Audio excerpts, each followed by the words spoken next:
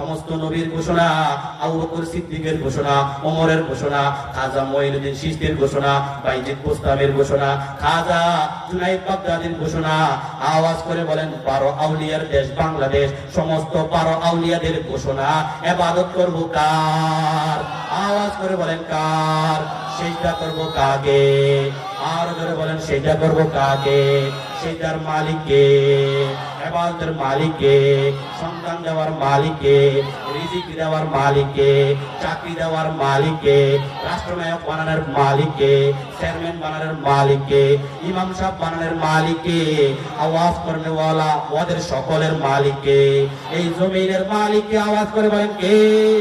হযরত নূহ আলাইহিস সালাতু ওয়াস সালাম তার জাতিকে বলেন আমি ইবুদুহু ওয়াত্তাকু, এরা আমার জাতি আল্লাহর ইবাদত করো।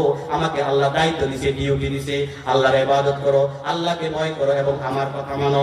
এই কথাগুলো যদি আল্লাহকে ইবাদত করা হয়, আল্লাহকে ভয় করা হয়, আল্লাহকে ভয় করা হয়, মুসলমান ভাইরা রে আমার, সাগফির লাকুম মিন যুনুবিকুম, আল্লাহর ইবাদত করলে, আল্লাহকে ভয় করলে, নবীদের কথা মানলে, ওয়ারাসাতুল আম্বিয়াদের কথা মানলে, আলেম ওলামাদের হক্কানি রব্বানি আলেমদের কথা মানলে কি পুরস্কার, কি পুরস্কার!